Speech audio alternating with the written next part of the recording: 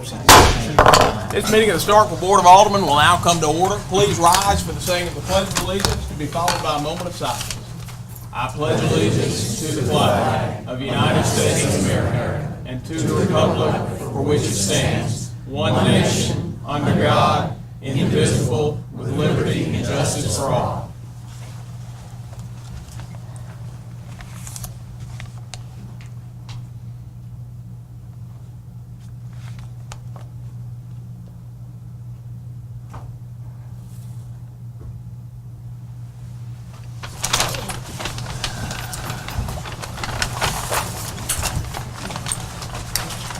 You have before you a copy of the written agenda. Are there any proposed changes to the agenda as written? Mr. Mayor? Alderman Carver. Just for further consideration, I'd like to, under item 4A, the consideration of the June 5th moves, I'm going to move that they be tabled until the next board meeting. All right. Proposed revision from Alderman Carver is to postpone the consideration of the June 5th, 2012 minutes to the next board meeting. That would be the July 17th recess meeting of the Board of Alderman. Is that correct? Yes, sir. Any objection? Any objection? Any objection? Any objection? Seeing none, that revision is in order. Please make note of the change. Further proposed revisions. Mr. Mayor, may I be recognized? You may. At the very end of the agenda, I talked to Ms. Sproul. She has an oversight for the recess date. We need to recess until next Tuesday, July the 10th at 5 o'clock at the Sportsplex on Land Lane.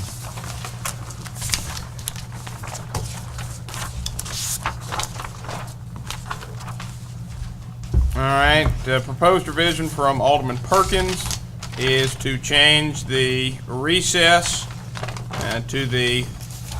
to recess until July 10th, 2012 at the Sportsplex on Lynn Lane. Alderman Perkins, is that your revision? At 5 p.m. Ms. Sproul is 5. Right? At 5 p.m. Right, thank you. Recess until 5 p.m. at the Sportsplex on Lynn Lane on July 10th. Alderman Perkins, is that your proposal? Yes, sir. Any objection? Any objection? Any objection? Any objection? Seeing none, please note the change. Further proposed revisions. Alderman Corey. Seeing that we don't have a consent agenda anymore, but in wanting to move forward with the business of the city as efficiently as possible, I would move approval of the agenda and the following agenda items, which I will list. Under Board Business X, number D, Departmental Business 9, Airport, items 1 and 2. E, Engineering and Streets, items 1 and 2. F, Finance and Administration's items 2 and 3.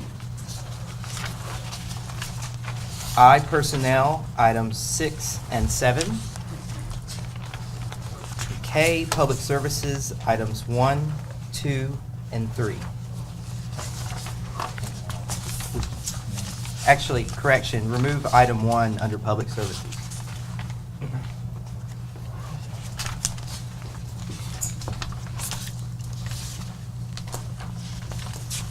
Mayor, you're going to repeat those, right? Yeah, hold on one second. Let me get them ready. Mayor, I'm not clear on the motion.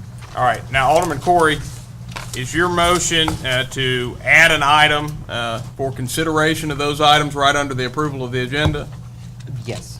All right. So that would be to add a new item, number 4, which would be the consideration of, and Alderman Corey, listen to me. Listen to these as I've got them to make sure I've got them right. Consideration of items 10D, 11A1, 11A2, 11E1, 11E2, 11F2, 11F3. 11I6, 11I7, 11K2, and 11K3. Alderman Corey, is that your proposed revision? It is. And then each of the corresponding Roman numerals would be renumbered after that's placed in as item number 4. Is there any objection to that proposed revision? Mayor, let me make sure I understand. what is he attempting to do? Just discuss these matters earlier on the agenda? And to discuss them all at once. No, Mayor, what we're trying to do is, we're trying to circumvent the rules on the consent agenda, and I'm very astute to understand what's happening here. We cannot discuss these all at once because we don't have a consent agenda, and the only way we can have a consent agenda is there is unanimous approval by the members of this board. I object to this, what the gentleman is doing, because this is some form of a consent agenda, and I have questions for all these items individually. So there's no way we can discuss them all at once because there has to be a separate motion made for each of these items. What I want to remind and inform the public very respectfully, it's very important that Alderman Perkins is, as a member of this governing body, do everything he can to ensure that the city's business is handled properly and correctly.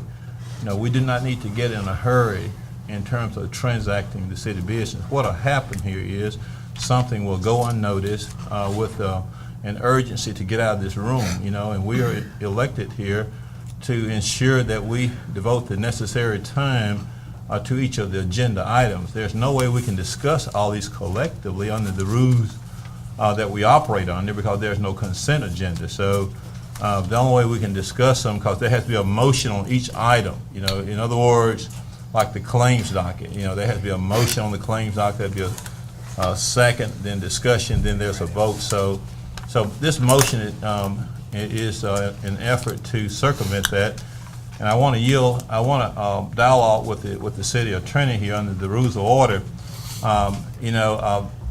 It's been very established that we have a consent agenda. In order to have a consent agenda, all of the members of the governing body have to agree for the item on consent agendas. You well know items 1 through 10 are put on the consent, no objection, they get all approved. What my colleague respectfully from Ford is attempting to do here is that he's trying to get us to discuss them all at once, and and the board speaks through its minutes. I mean, it's a way you can do all these things at once and have a clear record. So if you have a reviewing body, whether it's the circuit court, the chancery court, the court of appeals, the federal court, or the Mississippi Supreme Court, the reviewing court, they got to know what is being happening here. So this is a very important matter before the board, and and I'm just respectfully speaking to this as a means of my, within my powers as an alderman. So, Mr. Attorney, just want to, you've heard all my comments here, and you understand that we operate through our, the board speaks through its minutes, and I don't understand legally or otherwise how we can fashion a discussion of all these matters at one time. How do you do that, Mr. Attorney, when you have some discussions all at one time? And let's say we got 10 items he's moving up here. If you're going to discuss them all at one time, how are you going to make a motion for each one of them? How are we going to get recorded on each one of them? This is new ground that is being covered, but I don't think that legally, in my opinion, of course, attorneys do disagree on things, but I don't see how we can do that. And let's just say we have an issue like, let's say, for example, if we had this matter of this $8 million plus interest of city buildings in this, and we're going to discuss all this at one time. See, the precedent that this is set here, if you get into the future, and we bring this matter up about the $8 million plus interest facility again, or any other major issue, whether it's controversial or not, if you discuss it all at one time, then how is the record going to be clear on that? And Mr. Attorney, I mean, this advice is very careful and important here, so I don't see that, how we can do that. I mean, you may disagree with me, but given my years of experience of advising boards, I don't understand how we can do it. And particularly, I want to mention, Mr. Attorney, that that each item, that's why they're listed separately on the agenda, so we can have a separate discussion, a separate vote, a separate roll call, a show of hand, or voice vote. But I just want to make sure, even though you may disagree with me, but make sure the board is advised correctly, because If you start doing this, it's gonna happen in some other meetings, and when you have something that's really controversial, and it goes up to the Chancery Court, and the judge gonna ask you, I mean, where are the minutes? Let's see the tape, let's see the discussion, and it's gonna be confusion as to what the governing body is saying. So I just want to yield to you. Excuse me, I want Ms. Miller, I'm sorry, if I want to ask the city attorney to respond, if the chair will allow that, please, sir. Yes, would you like to respond? Sure, Alderman Perkins, I think you raised some good practical and precedential concerns. There's no statutory authority that governs how the board organizes and acts on its agenda. The general rule is put forth by the AG's office, and it is that the Board of Aldermen has ultimate control of their agenda by majority vote. Two opinions that I'm looking at are Goddard from June 8th of 2007 and DeMetz from June 27th of 1991. I also checked with Lee Janis in the AG's office, who works in the municipal division of the AG's office, and ran this by her. And she deferred me to those two opinions. And again, it's up to the board. Now, I hear you with your practical concerns that if you mass approve or mass discuss a lot of different agenda items, it could be murky in the minutes, and that's an issue we would just have to wade through. But my understanding of the law is that if the votes are here to do this, the board's will controls on the issue. Mr. Mayor, may I ask the attorney one other question? You may. Mr. Attorney, and this is all due respect, and I didn't come here for tonight for nothing adversarial. I don't have that level of strength to be doing that this evening. But what I want to ask you is, you know, you just told the board you checked with the Attorney General's office and you got opinions. How did you become aware of that? Was there some discussion before this meeting that made you aware? Now, listen to me carefully. Now, the federal court spoke to that matter in Bud Maxey versus the city of Starkville. There was a case involving the former police chief in the Starkville.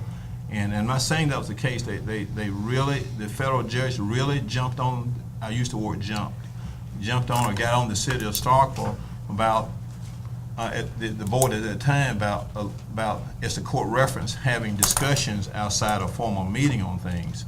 So my question is, if you came prepared on that, we didn't direct you to do that the last meeting. You talked to Ms. Janice in the AG's office and got an opinion.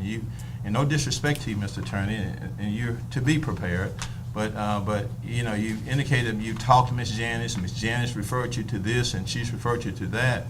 So, I mean, you got some direction from somebody before this meeting, because we didn't direct you to do that the last meeting. So there's been some discussions outside of this official meeting, and I want to know, Mr. Attorney, who directed you to contact Miss Lee Janice in the Attorney General office in the state of Mississippi. Now, see, the reason I'm saying that, I'm not really trying to be contrary here tonight. I don't even want to have to deal with this issue. You don't have to type of deal with these things. But it's important that we follow the law. It's important that we follow the Open Meetings Act. It's important that we do everything according to the law. I'm not above the law, and nobody else is not above the law. And I'm tired of hearing about what happened before the meeting. And this is what happened here, because there's been some discussion and some direction to you, Mr. Attorney, to call the AG's office and get an opinion. And what this is all about, trying to circumvent what Alderman Perkins did at a few meetings ago, members of the public and media. Alderman Perkins has objected to any matter being on the consent agenda.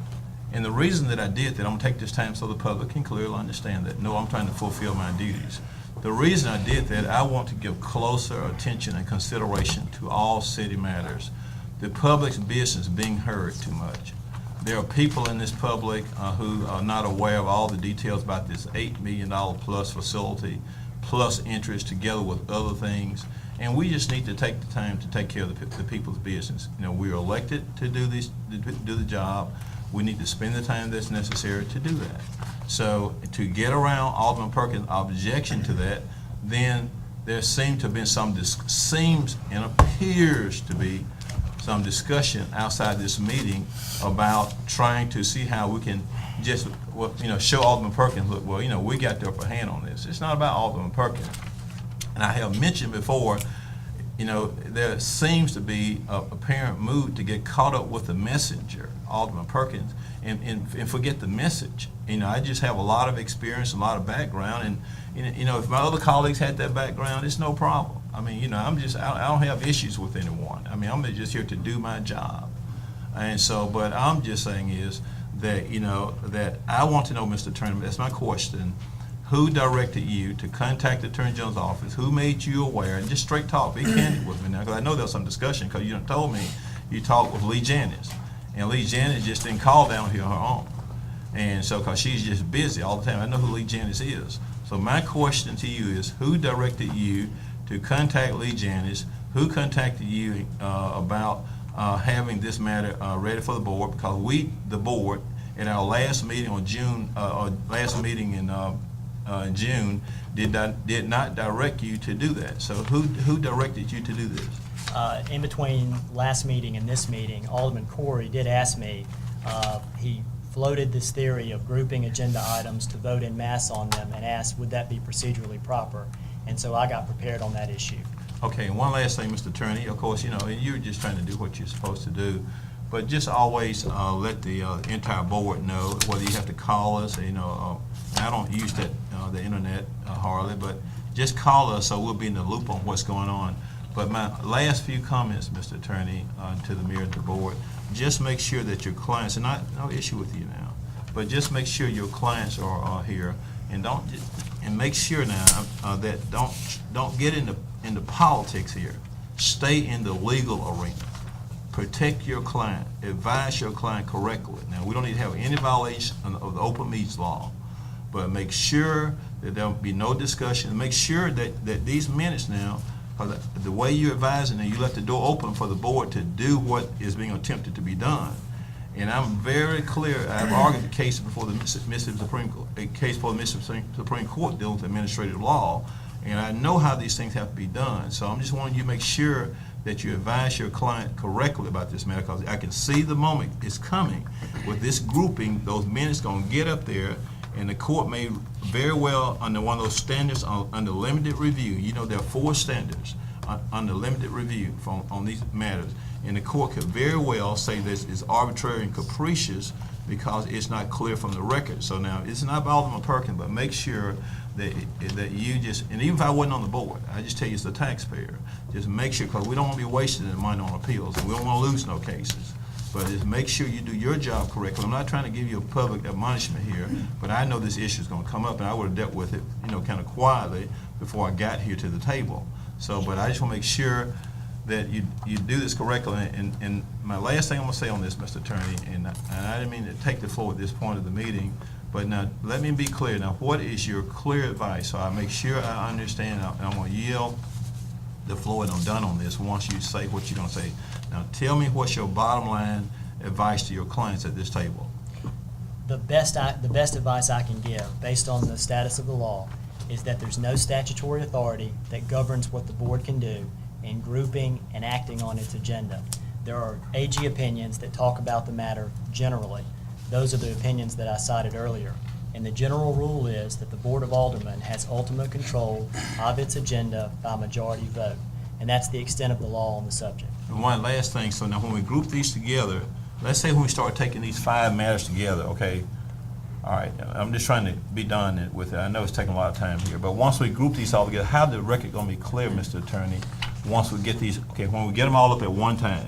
So how Ms. Lynn Sproul, the clerk here, is going to do that? How are we going to keep the minutes clear? Tell me that and I'm done.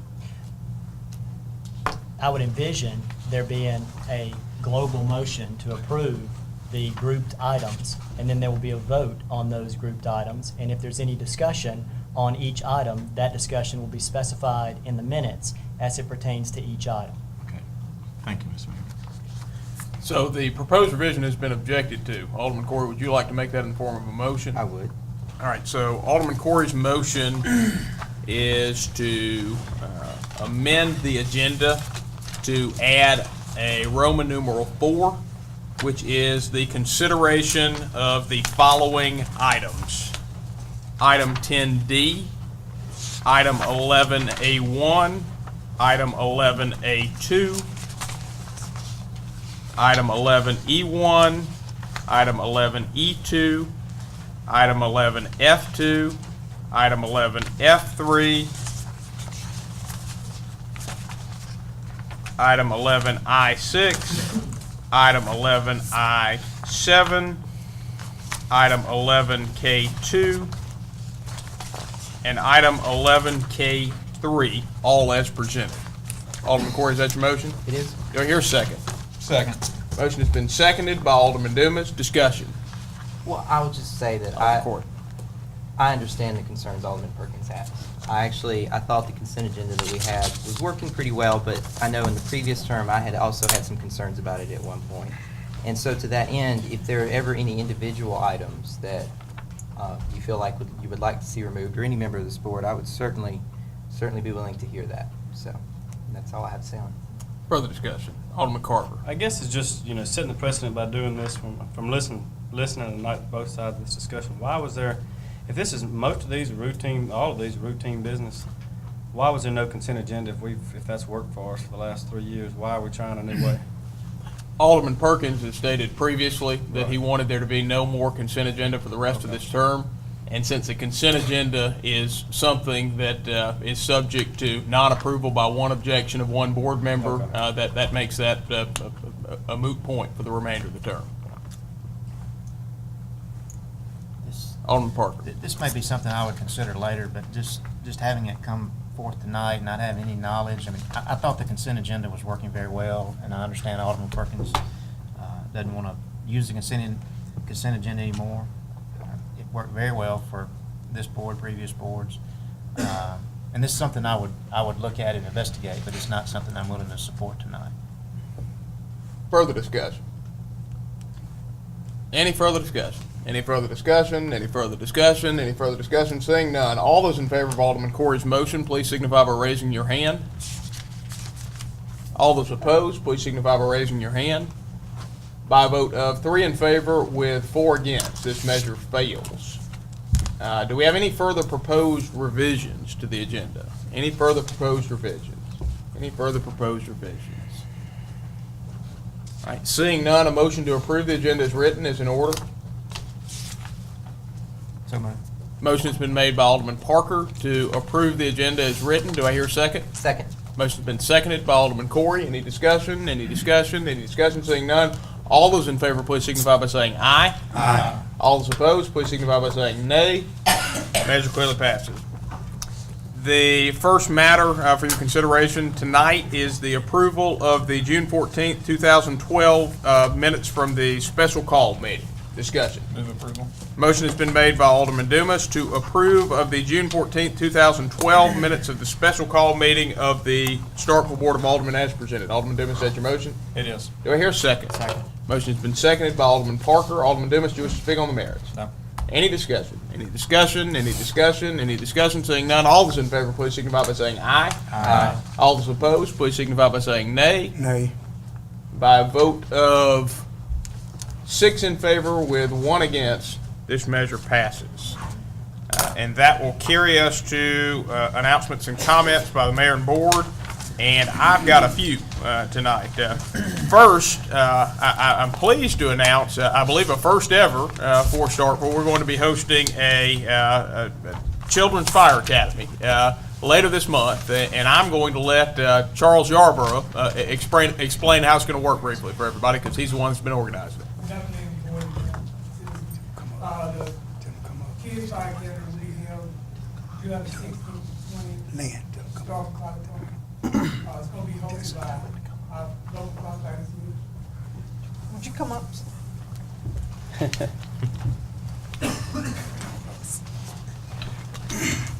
We know you're not shy. So. Good afternoon again. The Kids Fire Academy will be held July the 16th to the 20th at the Starkville Fire Department. It's designed for kids ages 7 through 14. Participants going to learn fire safety, CPR, basically anything we do during the day, they'll have access to it. Application can be picked up July the 9th through the 13th at the Station 1, which is 503 East Napkin Street. It should be something in the newspaper later this week about it. It'll be open to the first 40 applicants. So from 7 to 14, either girl or boy. First 40, we'll take those. Camp will last from 9 o'clock a.m. to 1 p.m.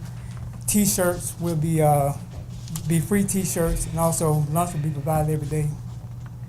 And then on the July the 20th at 9:30, we will have a commencement celebration for the kids that made it to the academy. So, Thank you, Mr. Yarborough. Thank you. All right, tomorrow is July 4th. We will have our annual July 4th community celebration. It will be hosted by the Starkville Parks Commission at the Sportsplex. Festivities will begin at 6 o'clock, and the event everybody looks forward to, fireworks display. And I must say, I believe we have one of the very best fireworks displays around. That will begin at 9 p.m. Tomorrow night. So mark your calendars.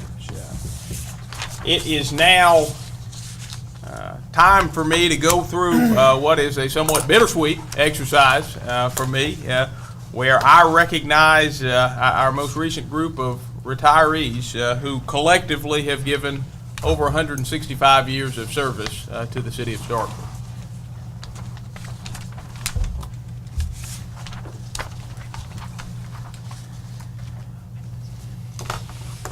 If you'll come forward when I call your name. Robert Miller. He's not here now.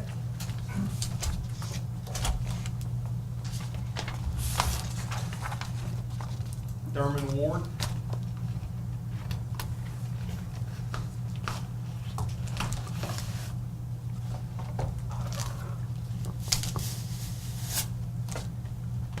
It is my pleasure to recognize Thurman Ward Jr. Thurman Ward Sr. I'm sorry. I believe I went to high school with your son. Thurman Ward Sr., who retires after 27 years and 8 months. He retires as a foreman in the Water Sewer Division of Public Services, and he has been with us since August 27, 1984. Please join me in congratulating Mr. Ward.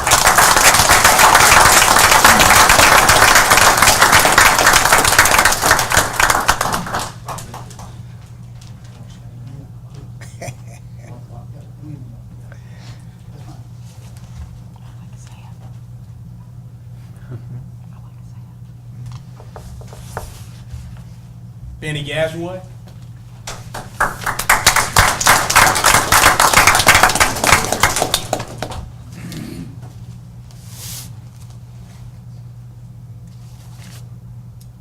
And Mr. Gasaway is leaving us after 22 years and 8 months. He has served as a foreman in the New Construction Rehab Division of Public Services, and he has been with us since October 17, 1989. Please join me in giving Benny a round of applause.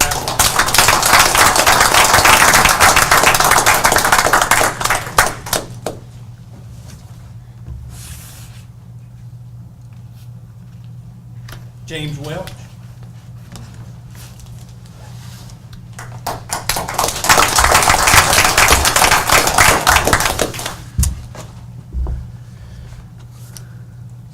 Mr. Welch is leaving us after 22 years and 3 months of service as a maintenance worker, New Construction Rehab, in the New Construction Rehab Division of Public Services.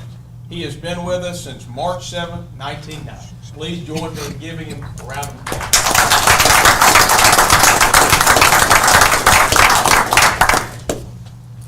And finally, Robert Stahl.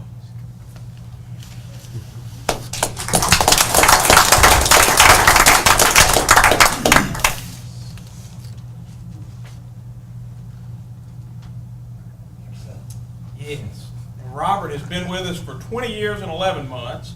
He has served as a foreman in the New Construction Rehab Division of Public Services, and he started with the city on May 26, 1991.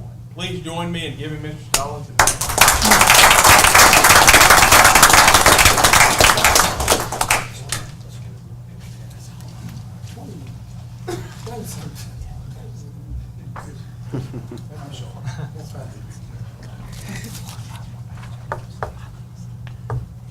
Mr. Roberts already got a fishing shirt on.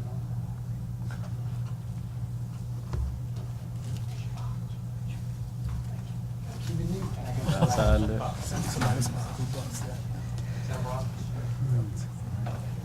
Congratulations, Jane Welch. night to you all.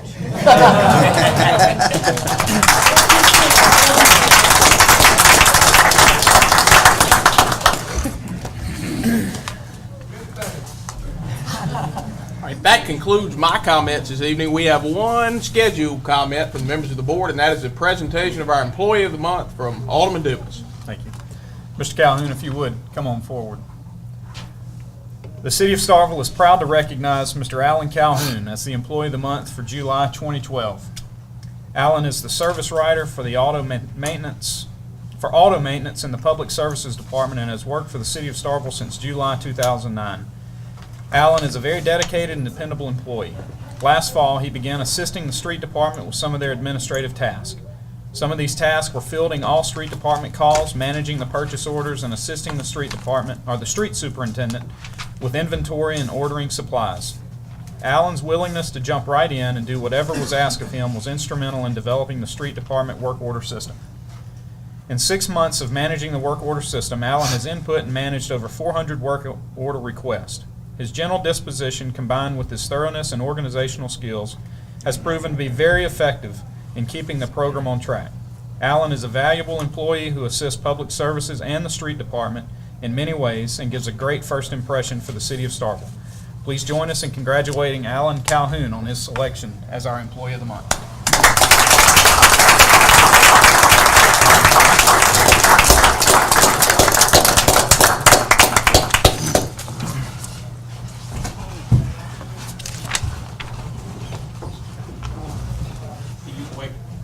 Do you mind emailing us a picture?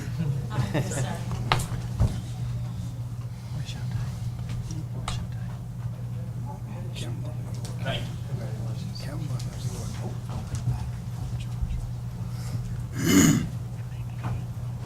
Oh, by the way, I've given all city employees a day off tomorrow.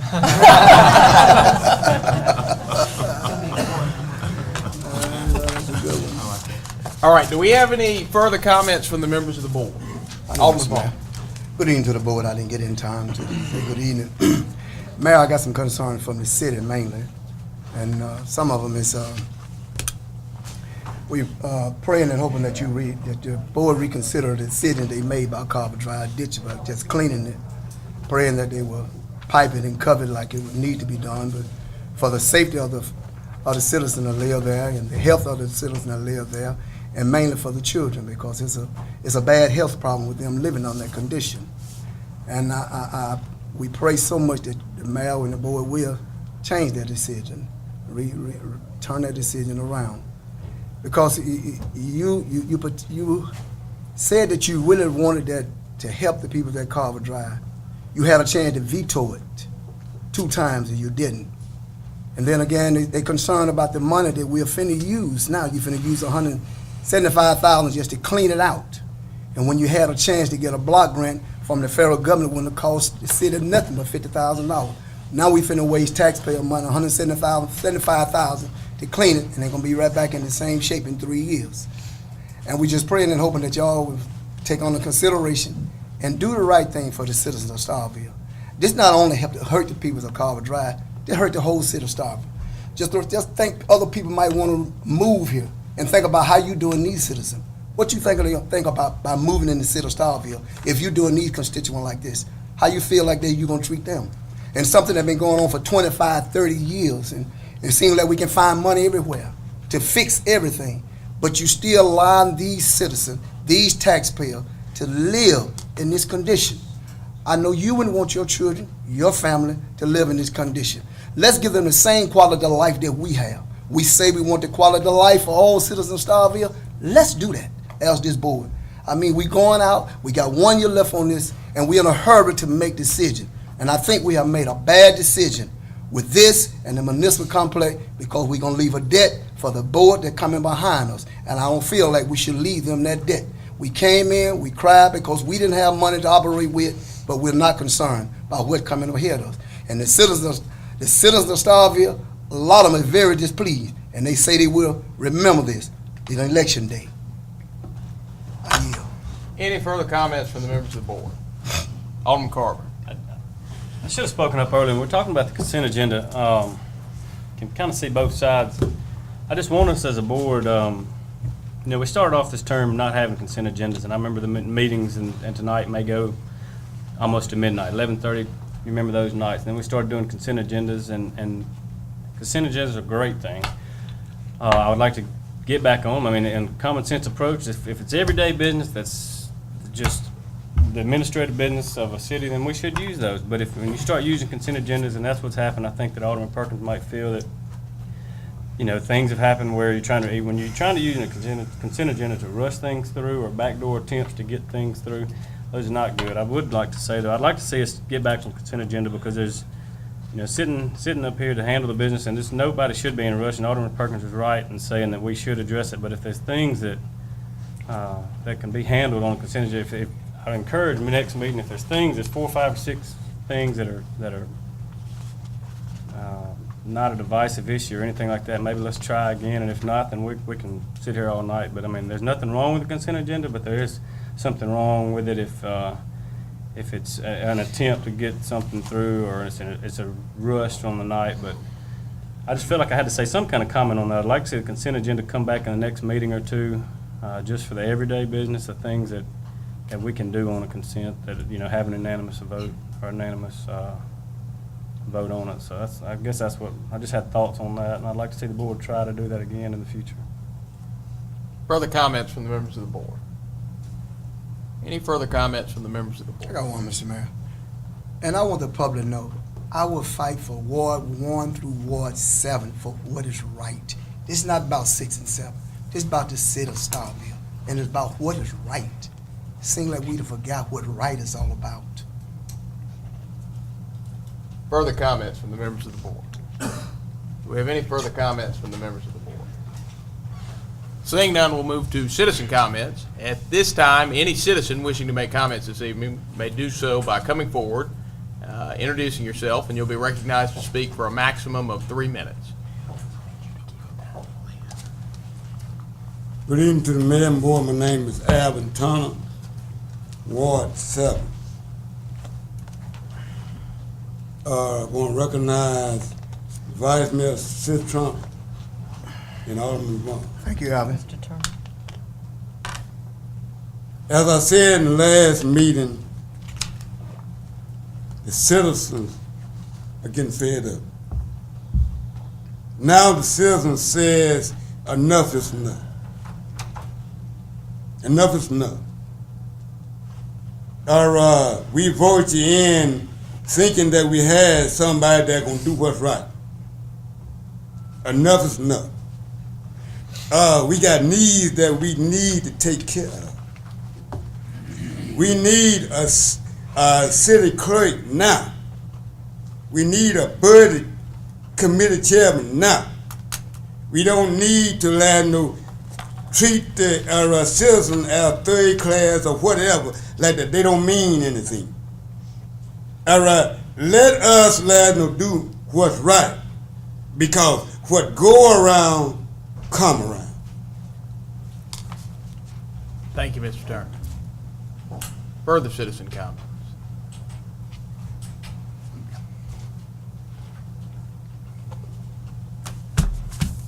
Good evening, Mayor and Board. Emmett Smithman, Ward 7, 403 South Jackson Street. Don't like coming before the board, and I certainly, a lot of citizens in this community don't want to come up here and voice opinion. But I do have some concerns, and I certainly want to address this public building resolution. I think we need to back up, take a hard look at this. Obviously, there's no free lunch, $600,000 or so a year. Is this the best way to spend the money? Is it the best way to buy the electric building, tear it down, put another building back in the hole? Is it a better place to do this? I have some real issues with the process. I think there's some real legal issues out here that Alderman Perkins stressed earlier. There've been very little public input in this. Obviously, there's some of this discussion with the consultants that's been going on for the last 6 months or so. There's been nothing in the minutes to back up any of this action. No doubt, there's been directions given to them.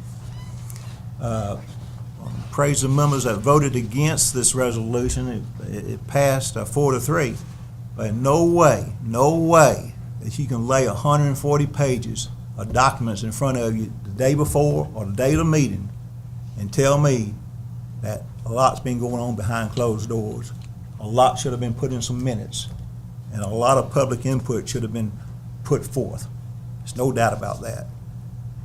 Without any public discussion, you voted to spend $8 million of taxpayers' money, interest probably $12 million, no public discussion from this board at all. This process hadn't been transparent at all. And I guarantee you, I bet you there's a lot of legal requirements ain't been met. Now, I want you to take a look at this. I want you to go back and consider taking a different course of action. If you don't, hey, the citizens of this community, they're not happy. They're not happy. And there's very little else that the citizen can do but challenge this in court.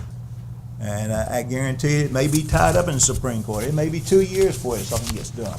But for this kind of action without public input and very little comments from the public is just not right. Thank you. Thank you, Mr. Smith. Further citizen comments? Mr. Mayor, Board of Alderman, and my Alderwoman sister, I'm Lisa Wynn from Ward 2. I have been so sad as so much has been going on. A couple of weeks ago, you passed it. You all sit right here. Defied the will of the voters from September 24th of last year. We voted no, and no meant no. But yet you all come up here a couple of weeks ago and defy that. So guess what? I'm going to put that aside. There are 2 votes that come from my house, and guess what? I can tell you this. We don't give them away. Tyler and I don't give them away. We know exactly what's going on. Week after week I come, and the citizens of Carver Drive are here. They are taxpayers. They want to be able to enjoy their backyard, but guess what? They can't do it. You all sit here as if you're playing games. I'm certain that they are tired of, I don't live there, but guess what? The address of 600 Carver Drive, and I can tell it now because I'm finished with high school, that's where I stayed at to catch the bus because I went out of the district to go to school here. I'm asking you, please, what is it going to take? If it takes me to bake some cookies and put you all in a room, that we can come to a resolution on this. Please do this. The citizens need closure. If you all are here from Carver Drive tonight, aren't you tired of coming? Aren't you tired? Aren't you tired of that stink that's down there in your neighborhood? I came down there last year when I was campaigning, and guess what? I asked Miss Lucinda, what is this odor? And she said that was from the ditch. Guess what? I would not want to sit outside with that. You all, please have some mercy on them. I'm going to say this. My grandmother out there in Rock Hill is 86 years old. And 23 years ago, when I became a mother, I'll never forget what she told me. Never will I forget it, because I didn't understand it then. But she told me when I became a mother and I was holding my son, he was about 3 months old, she said that I would need to be kind to people because I did not know who myself or my son would have to ask for a piece of bread. And you know what I learned last year when I campaigned? That was a piece of bread because I was going around asking people for their support. And guess what? Next year, you all will be doing the same thing. I don't know how anybody could go down to Carver Drive and ask them for their support when you haven't shown any here. Thank you, Ms. Wynn. Further citizen comment? I'm a resident of Carver Drive this month. My residency I've been down there for 31 years. I know what they're talking about, and I just didn't know. You can stand or I sit. just didn't know how to handle it. I didn't know what to do about it, what was causing it. And you know, sometimes I also wanted to put it on somebody else to blame, probably somebody in the neighborhood. But when I went out there with my boots, as I said before, I think I made the statement the last time, E. coli, salmonella, cancer, heart problems, stomach disease, some of the things that I have now, and not able to obtain a full-time job. My children might probably incur or is incurring, and I don't understand it. But I ask you all to reconsider. Carver Drive is a nice and a place to live. Most of the time, I spend my time in the house.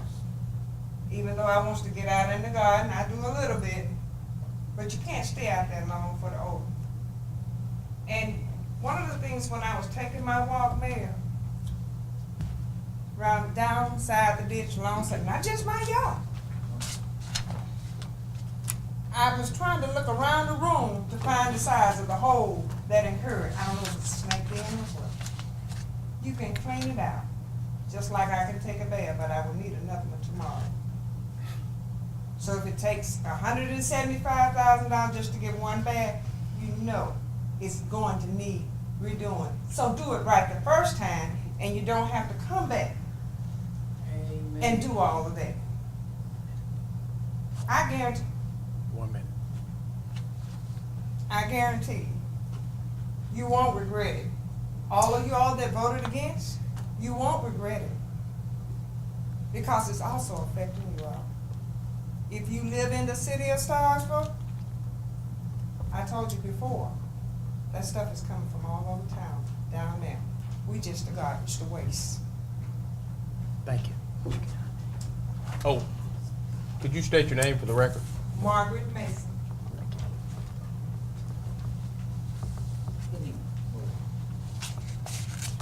I'm a member of Carver Drive. I've been there 4 years this year. It's sad. It really is. It's sad to know that we're asking for one thing, and that's a ditch to be covered. We got children that can't play in the backyard nor the front yard because the front yard is too close to the road, and the backyard is the only thing they have to play on. You get ate up by mosquitoes.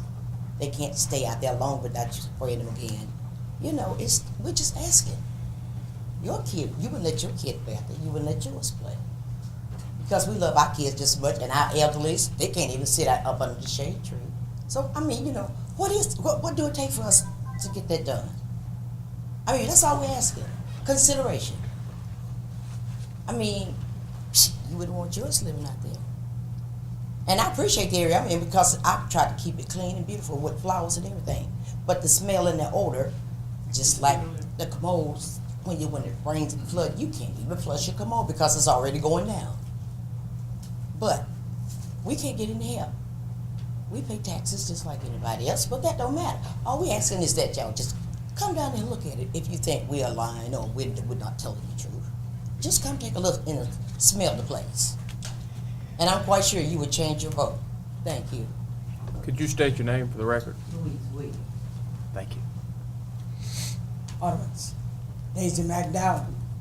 I have tonsillitis, but I decided I would come up and speak to you another time because of the church behind me and the kids playing coming down here, and I'm afraid they're going to come down here in that ditch. The Presbyterian church right behind my house, and the kids love to play back there. But you have to keep them away. My kids, my grandkids came home for the weekend. I had to let them go to the country. I could not enjoy them. Thank you. Thank you, Ms. McDowell. Further citizen comments? Do we have any further citizen comments?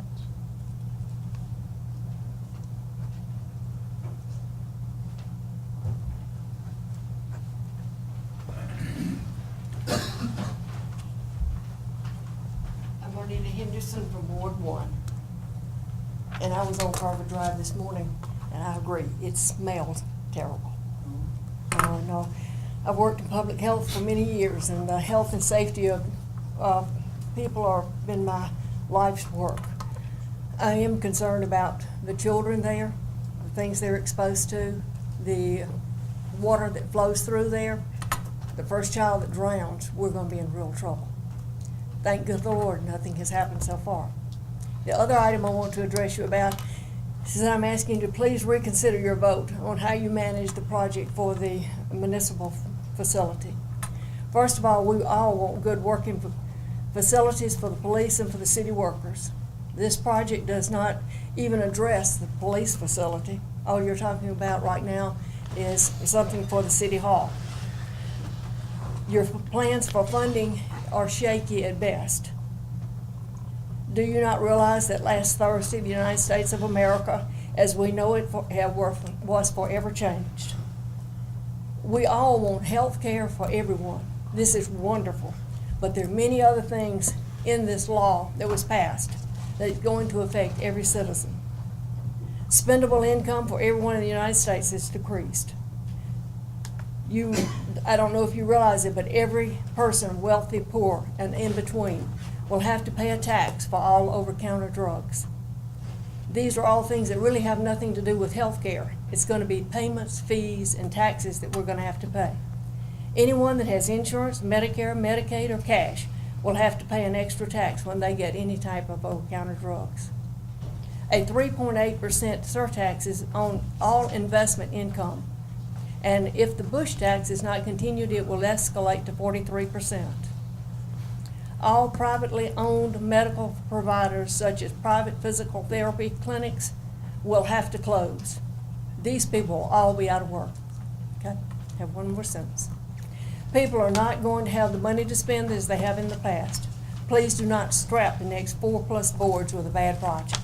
Thank you. Thank you, Ms. Henderson. Further citizen comments?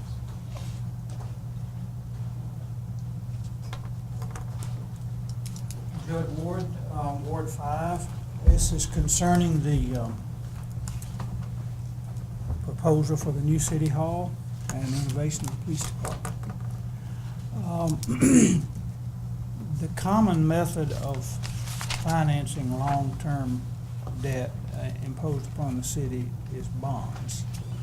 When bonds are used, citizens can petition the city officials to allow them to vote on that proposal, which has happened in the past. Certificates of participation, which are being used for this project, do not allow that. Given that fact, I would just like to ask, did that fact that certificates of participation would not allow the citizens to vote on that project have any bearing on the decision to use that as a method of financing? Is that question? It's That's the a question. different financing mechanism altogether. And in order to do a project using certificates of participation, there is a significant distinction between general obligation bonds and certificates of participation. And that is specifically that with general obligation bonds, what you are approving is you are approving the authority of the local government to assess and levy as many taxes as it needs over the life of that project. With certificates of participation, totally different type of project that you're doing as a lease purchase, you will never have that authority. So that is one assurance that the public has with this project, is the governing body will not have legal authority to levy taxes to pay the debt on the project. For 20 years? Maintain decorum. So my question is that the fact that with certificates of participation, we cannot get a petition to ask that Board of Alderman to allow a referendum vote. Is that correct? That's correct. Did that fact have any bearing on using certificates of participation to finance this project? No, it's a totally different type of project. Had no bearing at all. This project works with the lease purchase format that was utilized in this case. That was my question. Okay. Didn't understand. Do we have any further citizen comments?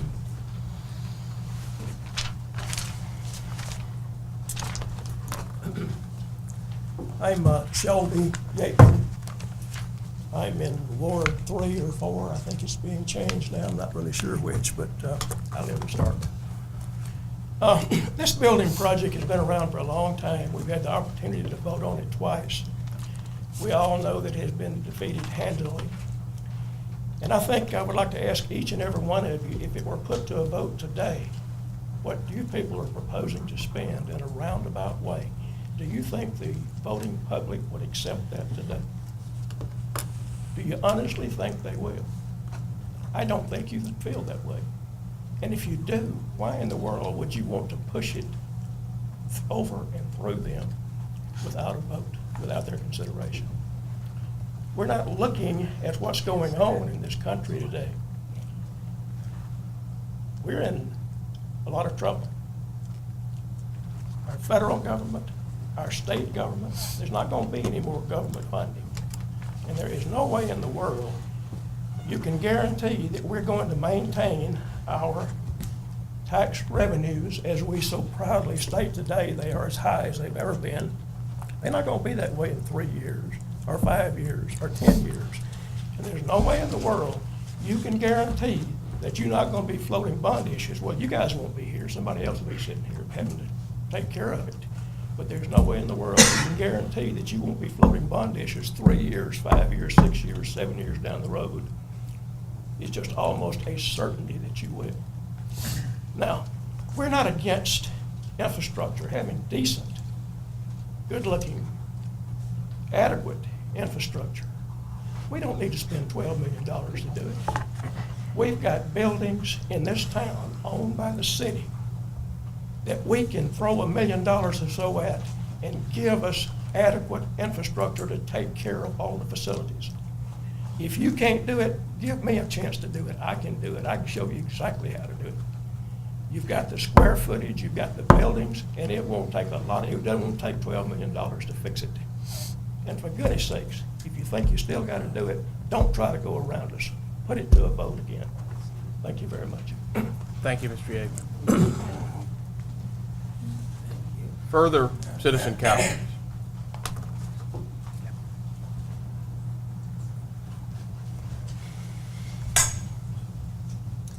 Good evening. My name's Jane Beamer, and I'm from Ward 3. Tomorrow we celebrate our country's birthday, America's birth. We need to remember our military at this time and all that they have given to us for us to be able to remain a free country. A country by the people, for the people. A country that has been envied by many people all over the world. I pray our military has not kept us safe from outside enemies while we have let ourselves be destroyed from within. To me, it seems that the people in Washington, D.C. have destroyed our Constitution piece by piece. This seems to have had a ripple effect all the way down to Starkville. You were voted into office to care for our city and to do what is right for the citizens. You seem to have forgotten that we pay your salaries, and so you work for us. As your employers, we expect you to listen to us and to take into consideration our thoughts and our ideas. As an example, we're talking about this Carver ditch issue. It is a sad situation where people have to come here meeting after meeting after meeting and beg for something to relieve them from this. That should not be happening in this city or our country or anywhere. This is a sad situation that's going on. And then, of course, we've been left out of the building plans for a new mayor's office and city hall, followed by renovating of the police department. We're talking about $12 million in debt over 18 to 20-year period. Since this is our money and it's such a huge amount, I feel like we have the right to be heard. It is sad to think that you feel that you can bypass us with your backdoor tactics. I hope you will reconsider your vote for this plan. Also, that you'll immediately take care of Carver Drive. Thank you. Thank you, Ms. Beamer. Further citizen comments? Do we have any further citizen comments? I'm Bob Husbands. What ward am I in? 3? Ward 3. I understand that some of the money for the municipal complex is coming because of a bond issue that was paid off. Is that right? I guess That's correct. Retired debt. Was there ever any consideration that the taxes would be reduced since that bond was retired, instead of looking for other ways to spend it? Instead of looking for other ways to spend it? No consideration? That's not something the board has considered. Thank you. Thank you, Mr. Husband.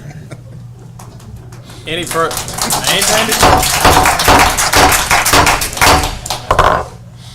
further citizen comments? I'm Jim Mills. I think most everybody knows me. My concern about the way we handle things, and I know from my experience, I served on this board at one time, and my criticism to the members of this board is we have an issue like is what's come up about the City Hall and the police thing. I know for a fact, I used to walk Long Meadow, street by street, and knock on doors at random and ask people, what do you think about this that we're talking about at City Hall? And that gives them an opportunity one-on-one to say, look, I'm against that, or I'm for that. And when I came up here, I voted the way the majority of the people expressed their opinion to me about a subject that we was talking about. I have not in 4 years had my alderman to ask me about anything. I'm not an expert on anything, but I feel like that I have an opinion, that I've been here 44 years, and I've worked like everything to have what I've got.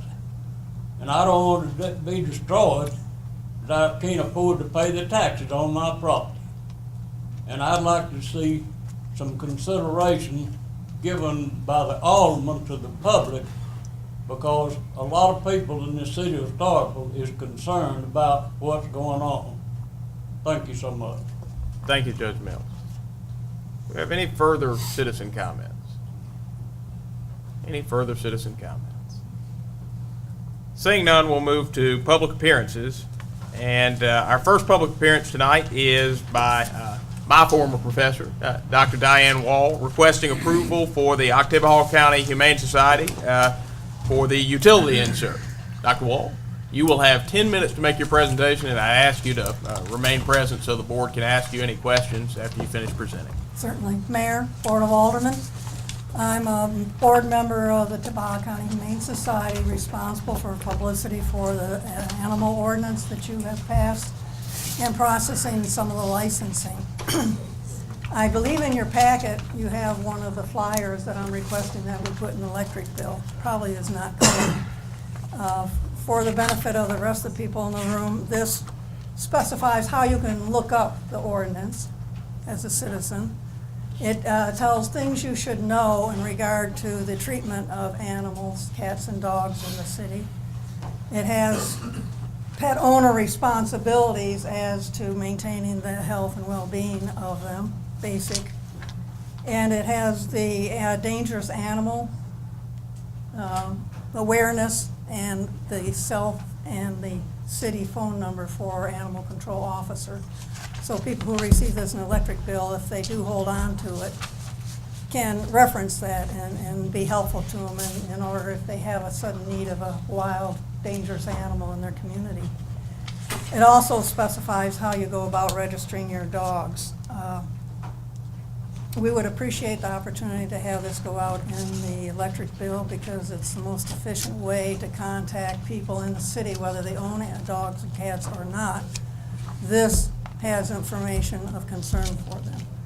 And we have new residents coming in, and I know of at least one person in the rental business who has right on her desk when the clients come in, a copy of that flyer, and if anyone's going to rent with an animal, that person makes sure that they are aware of it, and that's helpful. We do need to remind individuals as well as catch the new residents to the city, those coming to the campus who live off campus, and the other great residents. And I'm available for any questions you may have at this time. Do we have any questions or comments for Dr. Wall? I don't have any. I don't. Thank you It's for. not in your packet. No, it's in my packet. Okay. And thank you for. And I studied it ahead of time. So thank you for that, and thank you for what you're doing. But what I wanted to do was remind people that This number is one way that they can report these sorts of things. 311 is a service that we tend to forget about here in the city, that it's a method of reporting non-emergency situations, and this would fall under another way that they could get in touch with the city and not have to keep up with a number. But 311, it's a great service. And if I can echo that, you may want to include that as well in the future. I had it on there and it was requested to have it removed. They'd rather have their direct cell number to the animal control officer, that it is more efficient for the community to not go through 311. As soon as 311 came out, I included it, and then we found out it's better. But if you as a board wish me to put it on there, I certainly would add it. Just an opportunity to remind people that it is a way to report things to the city. It can be cumbersome keeping up with a lot of numbers. And that's a simple one to remember. Further questions or comments for Dr. Wall? Seeing none, thank you, Dr. Wall. Thank you. And our second public appearance tonight is by Mr. Alvin Turner, to present Citizen Concerns. And Mr. Turner, you will have 10 minutes, and ask that you remain for any questions or comments from the board. Good evening, my name is Alvin Turner. I went and looked at Carver Drive. The mosquitoes like to eat me alive. That's a pity and a shame. I'm not married, I don't have kids, but the feelings of others it affects me much. I don't like a woman to beg or either cry about something that you can do something about. Now, Clarence Carter had it right with the old song, I Smell a Rat. Now, we can do what we want to do. And we do what we want to do. And that we don't want to do, we don't do. Now, we have got in contact with FEMA, we have got in contact with the AG. Has anybody got in contact with the health department? Has anybody talked to the health department? Because if the health department see this situation, they will demand that you pipe and cover this ditch. Because nobody wants the disease of West Nile. For all we know, we don't know whether these people got West Nile or not. 20 years begging, help us, that's a shame. But, as I say, what go around, come around. Through. Any questions or comments for Mr. Turner? Thank you, Mr. Turner. And that will take us to public hearings. We have two public hearings scheduled tonight. Our first public hearing is the second public hearing on amending the zoning ordinance, the City of Starkville Code of Ordinances, Appendix A, Zoning, Article 1, Section E5. Alderman Perkins, would you like to introduce? I'll yield to Ms. Spruill. Ms. Spruill? If the board recalls, we have already had one public hearing on this matter, and this came up because we had a fire on Carver Drive at a apartment complex that had 4 buildings. One of those buildings burned in its entirety, and the zoning that we found out was C1 zoning, and residential zoning is obviously the zoning that one would normally find for an apartment complex, R5. Alderman Perkins asked that there be some language crafted to the current zoning ordinance that would allow this apartment complex or any residential effort to rebuild if there was an occasion in which the existing use of residential was destroyed. And so in that ordinance, we amended it by adding one sentence that would allow residential to rebuild even in a non-conforming zone area, and that would be that would be, the C1 would be allowed, this particular would have been allowed to be, to rebuild without going forward for a rezoning or a conditional use. So that's what this is intended to do, and we did have one public hearing. This would be the second public hearing, and it is up for board consideration this evening. Questions or comments from the board before we move to the public discussion on the matter? Mr. Mayor, may I be recognized? You may. In looking at this in preparation for tonight, I want to make sure that the amendment is absolutely clear and fits the intent of what is being proposed. And so I do propose 2 slight changes to the wording, but I don't think it would affect the meaning of the provision. We need to make it clear in between the 2 sentences that the first sentence starts off and says, no building damaged by fire or other causes to the extent of more than 50% of its market value shall be repaired or rebuilt except in conformity with the regulations of this ordinance. And then it says any residential structure. I'd just like to put a clause in between them that says notwithstanding the foregoing. And then that second sentence would follow to make it absolutely clear that residential structures would be exempted. And then I also understand the spirit and tenor of the proposed revision is to allow people to build back to what they had. And so after the word rebuilt in that second sentence, I would advocate including the phrase to its previous condition to make that clear. Just 2 clarifications based on the intent of the ordinance. That would not trigger a separate public hearing because the meaning is the same. No, but in order to have it reduced to writing accurately. And I've done that. And you can read it if need be. Explain to the previous condition. At what point would something trigger if not built back to the exact specs as previously constructed? I haven't been a part of the policy discussions on that.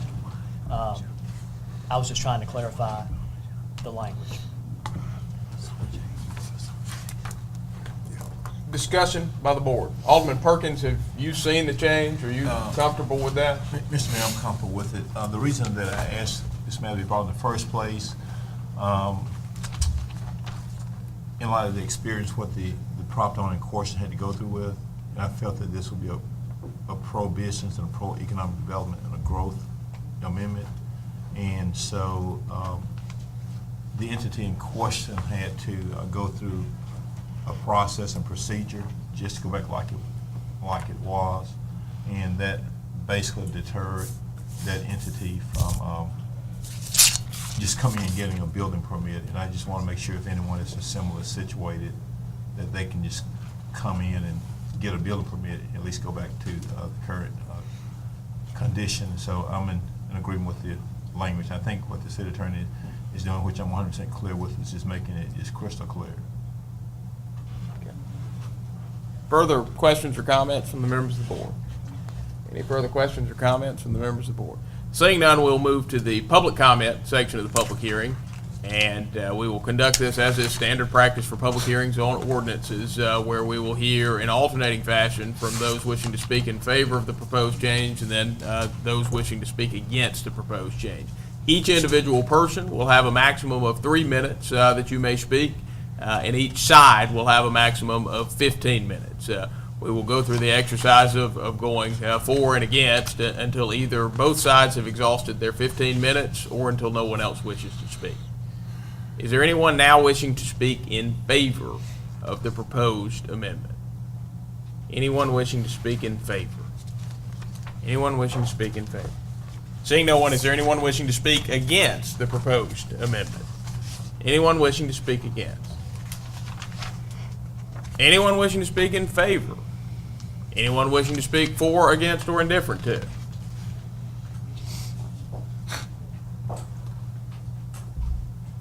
This will accommodate everything for the second orphan, right? If someone set their building on fire ladder, that would not be under this order. Well, but if it catch natural. This actually wouldn't speak to that. Whoever the property owner is would be able to build on the property. Thank you, Mr. Turner. We have anyone else wishing to speak on the proposed change to the zoning ordinance? Anyone else wishing to speak?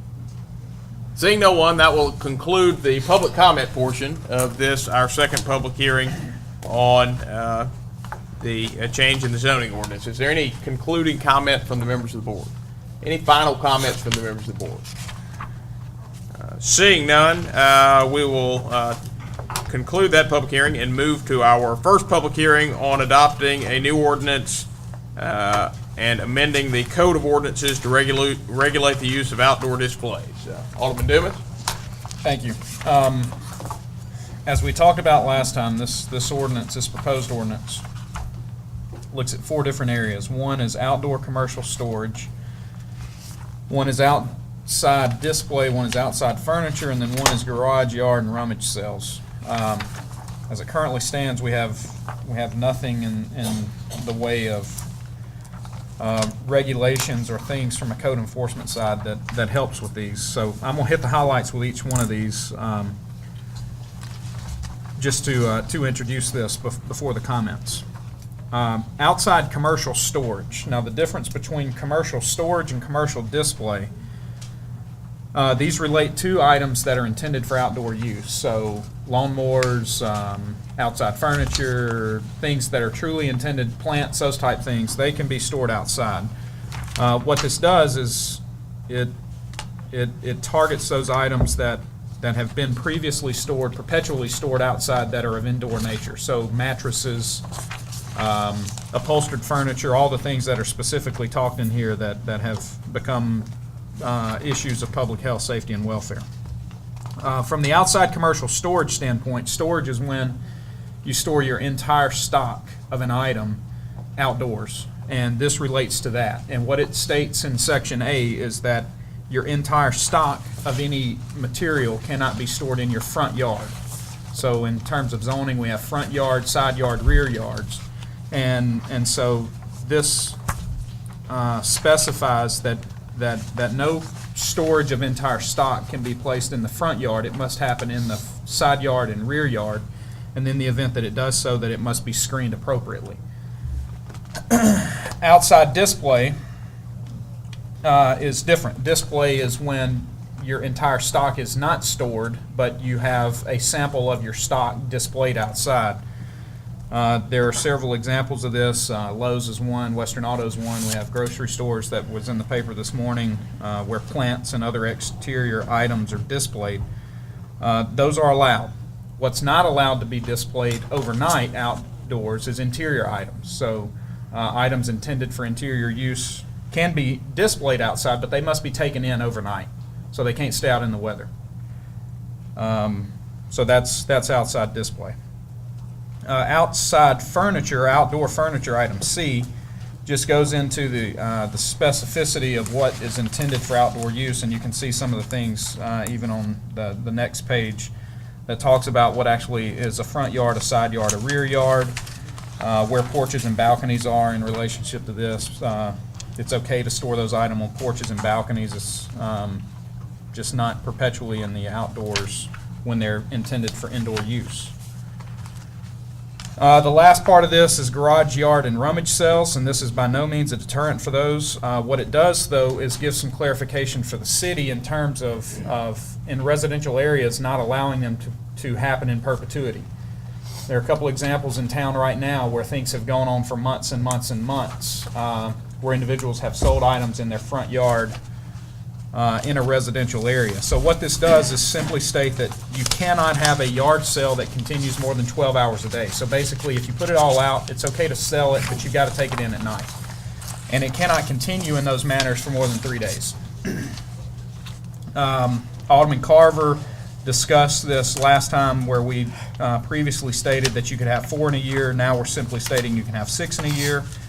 And the intent with this is that we ask that you come to the city, because one of the things that we're looking at in our new city website is the ability to advertise these situations so that we can help individuals who are wanting to do this. There's no fee for the permit. There's no permit. It's just a notification process so that we're aware, so that we know what the things are happening, and we can help advertise the items on our website in announcement situations. That is the 4 areas. This is from a punitive side. There is different things in here, as you see in our current code enforcement process. where there are notifications, there are fines assessed ultimately that go to our municipal judge or administrative hearing officer, however that may fall. So those are the 4 items, and I yield the floor to hear the comments. Questions or comments from the members of the board? Do we have any questions or comments from the members of the board? Any questions or comments? All right, seeing none, we'll move to the public comment portion of the public hearing, and I will spare you all the lengthy explanation I just gave you, and note only that we'll do this the exact same way we did the previous one. Is there anyone wishing to speak in favor of the proposed ordinance amendment? Anyone wishing to speak in favor? Anyone wishing to speak against the proposed ordinance amendment? Anyone wishing to speak against? Mike Allen, Ward 5. I feel like we're getting a little bit of a death by 1,000 paper cuts here. We have so many ordinances and regulations now. I know there are nuisances and there's problems. Can't we just attack those few problems instead of having to put all of us under an ordinance where we got to get permission to put a banner on our business, or we got to get permission to have a garage sale? Do I have to carry the refrigerator in at night in between my garage sale? Things like that. Surely there's a more reasonable way to attack this than to regulate all of us. You know, I don't want to fall under a city that is governed by everything I do is prescribed. Can we just attack the problems when they occur in a reasonable manner? We had nuisance laws, 100 years ago, and they largely worked because you can take them to court if there's a case and a judge decides if it's reasonable or not. If we could just have our vision of a beautiful city and we attack on the merits of specific problems instead of making us all fall under minute regulations, 12 hours for a garage sale, and just, even think about the Cotton District. We've had long history of couches outside occasionally. And, I don't want to see that killed off. I don't think a few couches with college students, that's part of the outdoor environment, and I don't want to kill that. And if we got a public health problem, then let's deal with that, but let's not regulate us all to death.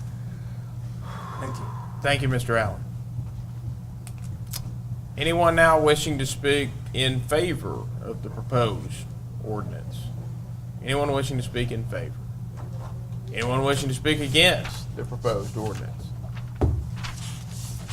Anyone wishing to speak for, against, or indifferent to the proposed ordinance? I'm sorry, Mr. Attorney. I just have a question. Is there a fee for the permit for the garage sale? Alderman Dennis. No, there's not. I have one other question, and I'm not being ugly, but I just have a question. How are we gonna get all of these garage sales put on the website when we can't get the minutes from the board meetings on the website? There's been no board minutes on this since the 1st of January of this year. They're up to date as of this morning. Good for you. Thank you. Anyone else wishing to speak on the proposed ordinance? I gotta ask. Okay. We're in citizen comment. Okay. The citizen, my name is Adam Tucker. We have our rights. If you take all our rights from us, we have nothing. What we need is some jobs, and maybe we won't have to have garage sales and things of that nature just to survive. We need where we can make money, have money, and we won't have to have garage sales, but you take all our rights away. And that's just like putting it back on the plantation. Thank you. Thank you, Mr. Turner. Anyone else wishing to speak? Anyone else wishing to speak? All right, seeing no one, we'll move back into final comments from the board. Alderman Carver, did you have something? I did. Just walked in. I think I think it is a pretty good ordinance. I think that, you know, I've got some of the problems with people, when a couch sits out in, or several couches sit out in the yard for years on end. I don't think it's, I do think it's something we need to address. But one thing administratively, you're talking about, Ms. Henderson asked, the question kind of leading into this, are we going to have a database or something? Or say somebody doesn't register, that takes 2 of their 6 that they can have that year. How are we going to keep up with 113 persimmon and knowing how many they've had that year? If they've gotten a 6 and they try to have their 7th, what kind of enforcement is going to be for the 7th attempt? Or Well, there'll certainly be a physical file kept. Is Joel here? I don't know if will we have electronic capability as well? We can, before that, we haven't discussed that up to this point, but we can certainly pull that up. I guess that was my only question, just administratively, you know, when somebody tries to have their 7th, what happens then? Do you give them a fine for having the 7th one, or? No.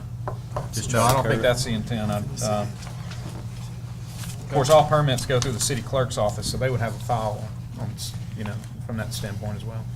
Well, the problem that you're gonna have with this ordinance is, public information.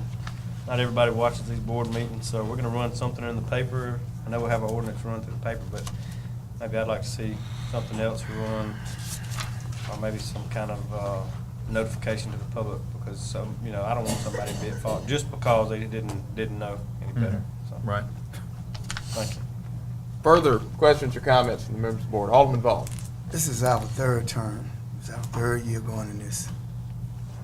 I mean, for 26 weeks, because we meet 26 weeks, I would like to come up in one board meeting without any orders being made and without one being amended.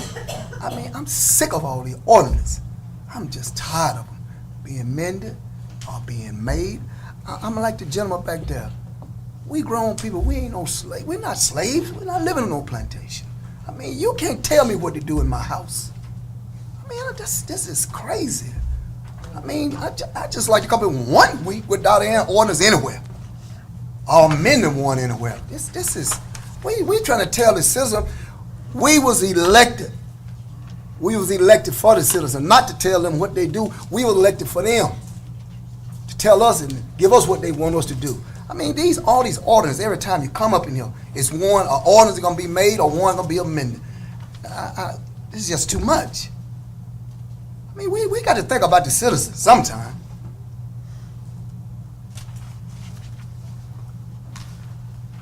Further discussion? Any further questions or comments from the members of the board? Any final comments from the members of the board? Any further comments? Seeing none, that will conclude this, the first public hearing on adopting a new ordinance and amending the Code of Ordinances to regulate the use of outdoor displays. That will take us to board business.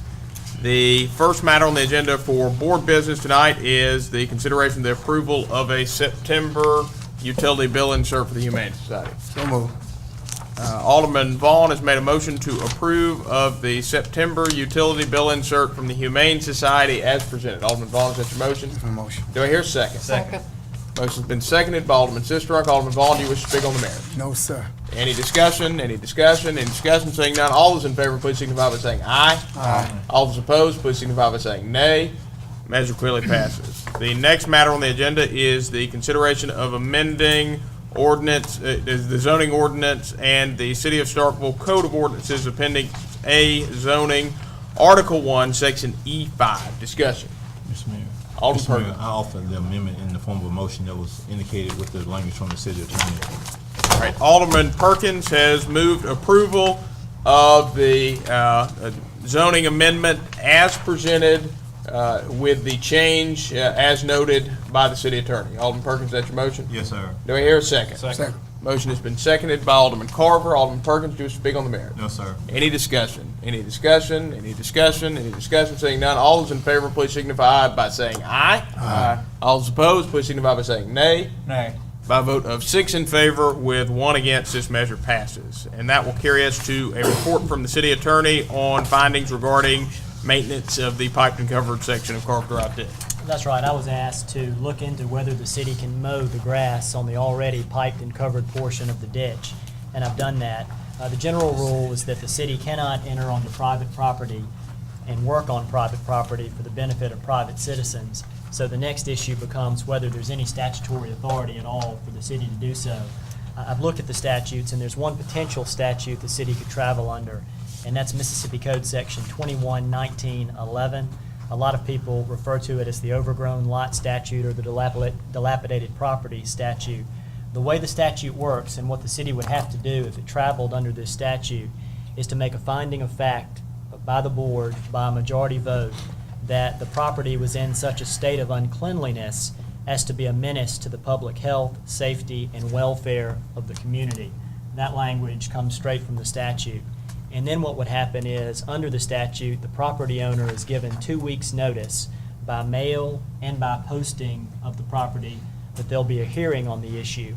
After those 2 weeks and after that notice, a hearing does in fact occur to give the property owner due process to explain why the property might be in that particular condition. After that, the city can make a determination whether or not it wants to enter the property and clean up the property. There's a discretionary provision in the statute that would then allow the city to seek cost and a penalty for having to go on the property and clean up that property. That penalty could be assessed personally against the landowner or assessed as a lien against the property. Again, that's a discretionary provision in the statute. So that's a potential statute for the city to travel under to address this issue.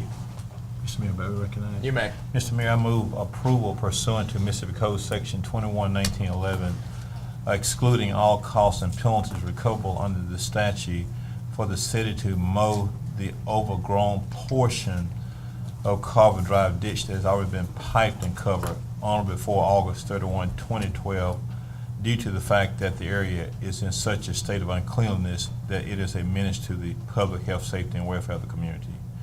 Basically, I just took the statute that he referred to, and I think the August 31, would they give you enough time, August 31, Mr. Attorney, to do that? Yes, that would give time for the 2 consecutive weeks of notice and for a potential hearing, probably the first meeting of August, probably. And Mr. Mayor, it just speaks to more than just that part, where the area's been already piped and covered. And you have reduced it to yes, writing. I got reduced to writing. Yeah. All right. Excuse me, Mr. Chairman. Alderman Perkins has just made a motion which is read and reduced to writing, and I will not reread it without objection as it has been read, and the acting city clerk has a copy of it. Is there a second? Second. Motion has been seconded by Alderman Vaughn. Alderman Perkins, do you wish to speak on the merits? No, sir. Discussion, Alderman Dennis. So just to be clear in what's stated here, the construction easement, or the easements that were obtained were for construction purposes only, and so those easements are no longer applicable? They reverted back. And so has the owner of this property been notified that their property, or is that part of this process that they will be notified? I don't know whether the owner's been notified yet, but as part of this process, it's mandatory that they do be notified if the board was going to travel under 21-1911. And so to be clear in this statute, in this motion, is there a time portion? Is this a one-time event, or will we do it in perpetuity? Will we do it until the end of the year? It allows the board to come back at it allows the city to come back at regular intervals to clean up the property, not to exceed a number. I think it's twice a year. I yield. Alderman Sistrunk. I have some questions for Ms. Brule. Have we used this section 21-19-11 previously for dilapidated properties or overgrown lots? Yes, that's correct. We've used it for dilapidated properties on one occasion, and Mr. Griffith's in preparation right now to use it again for, I believe, 6 dilapidated properties that he'll be bringing before the board. Have we assessed those costs to the owners in the past in the manners described by Mr. Latimer? Yes, we have judgments in those files of the ones that we have as dilapidated that we've gone in and done work on. Have we waived the fees in any cases? No. Mayor, I move that we move into close, or would like for us to move into closed section to determine the need for an executive session to discuss potential litigation. Alderman Sistrunk has made a motion to go into closed session to discuss whether there is a need to go into an executive session. Alderman Sistrunk, is that your motion? It is. Do I hear a second? Second. Motion has been seconded by Alderman Dumas. Alderman Sistrunk, do you wish to speak on the merits? No, I'd like to speak in executive session. All right. Any further discussion? Any further discussion? Any further discussion? Seeing none, all those in favor, please signify by saying aye. Aye. All those opposed, please signify by saying nay. Nay. Nay.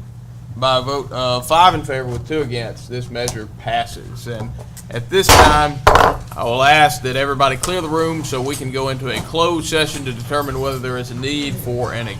All right, meeting will now come back to order. Alderman Perkins, would you like to be recognized? Let me make that point of The city attorney's got a point he'd like to make first. Just a point of clarification, before we broke for closed session, Alderman Dumas asked me how many times the city could come back on the property and continue cleanup. And by the express wording of the statute, when it comes to cutting grass and weeds, the city can come 12 times in any 24-month period. Alderman Perkins. Mr. Mayor, I move that we rescind the motion on the table and restate it, and I'd like the city attorney to restate it's been reduced to writing. Mr. Attorney, would you restate the motion with the previous motion being rescinded? I will. The motion at issue now states that the city of Starkville moves the city attorney to conduct a title search to confirm ownership of the pipe and covered section of Carver Drive ditch, and afterwards for the city to provide notice to the property owners that the property needs to be cleaned, or the city will contemplate action under Mississippi Code Section 21-1911. All right, Alderman Perkins has rescinded and restated his motion. Do I hear a second? Second. Motion has been seconded by Alderman Vaughn. Alderman Perkins, do you wish to speak on the merits? No, sir. Any discussion? Any discussion? Any discussion? Any discussion? Seeing none, all those in favor, please signify by saying aye. Aye. All those opposed, please signify by saying nay. Measure clearly passes. Move approval. The next matter on the agenda is the consideration of the approval of the contract with Verizon. Alderman Dumas has moved approval of the contract with Verizon for the extension of 3-1 use for Verizon customers as presented. Alderman Dumas, is that your motion? Yes. Do we hear a second? Second. Motion's been seconded by Alderman Vaughn. Alderman Dumas, you wish to speak on the merits? No. Any discussion? Any discussion? Any discussion? Seeing none, all those in favor, please signify by saying aye. Aye. All those opposed, please signify by saying nay. Measure clearly passes. The next matter on the agenda is the request for approval of pay request number. Alderman Dumas has made a motion to approve of pay request number 2, invoice number 1121201P from Clearwater Consultants as presented. Alderman Dumas, is that your motion? Yes. Do I hear a second? Second. Motion has been seconded by Alderman Corey. Alderman Dumas, do you wish to speak on the merits? No. Any discussion? Any discussion? Any discussion? Seeing none, all those in favor, please signify by saying aye. Aye. All those opposed, please signify by saying nay. Measure clearly passes.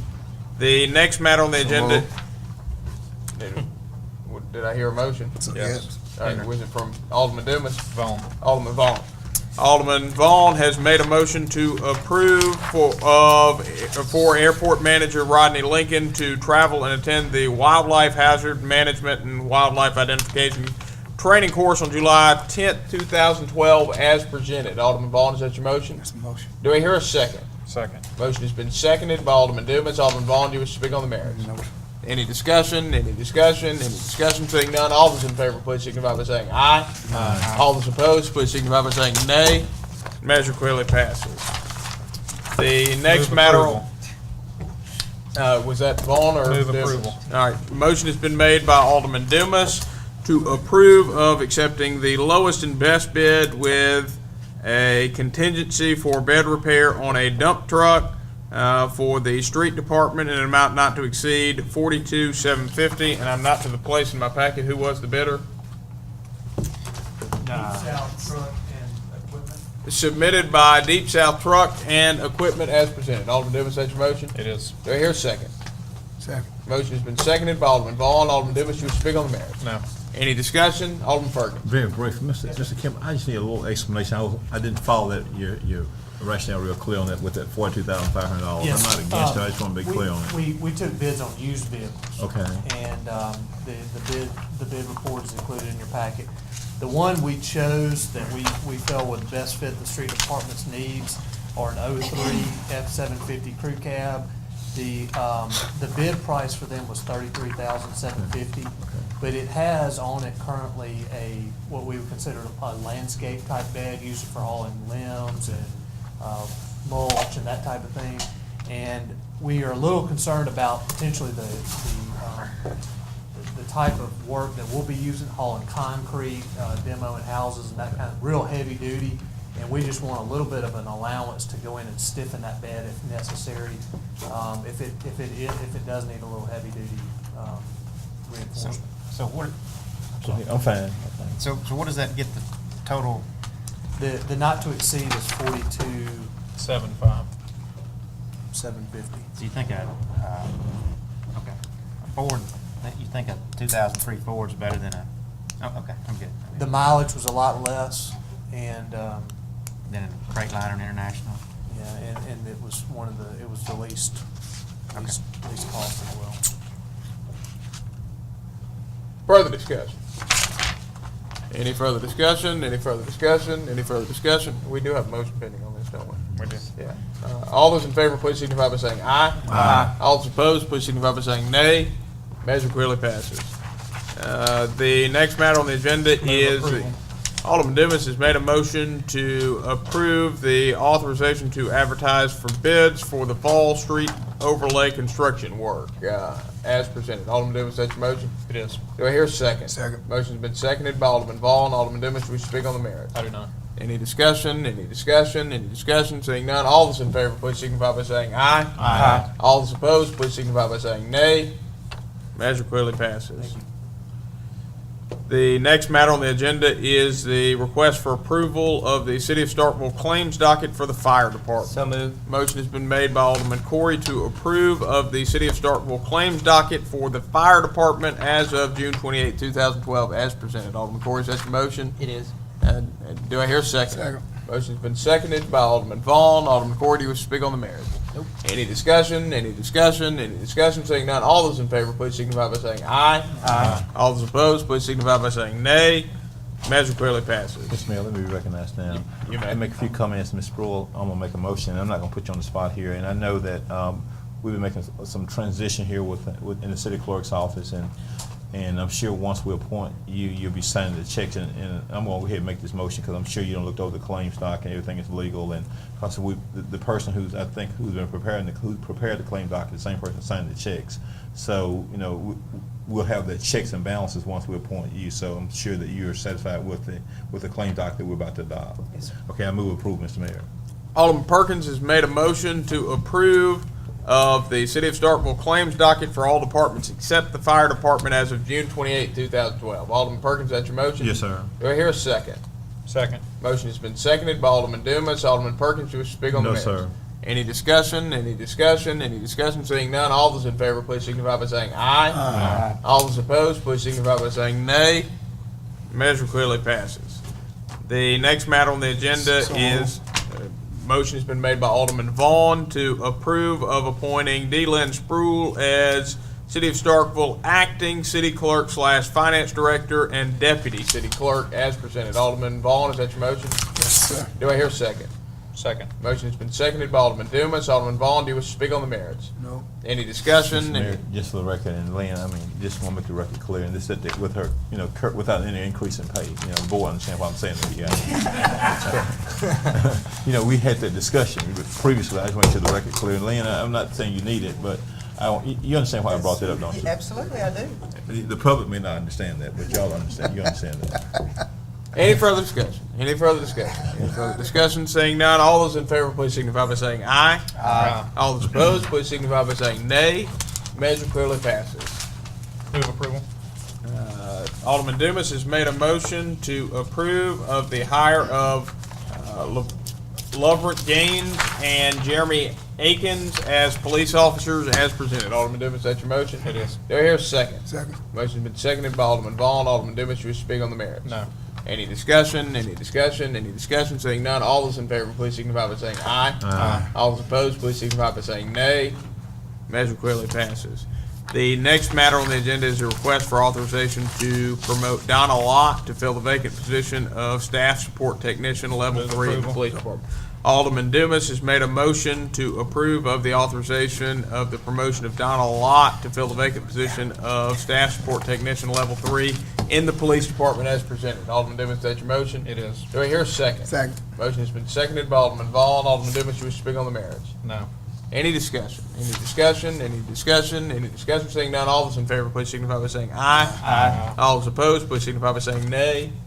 Measure clearly passes. The next matter on the agenda is a request for authorization to hire Marcus Smith as maintenance worker 1.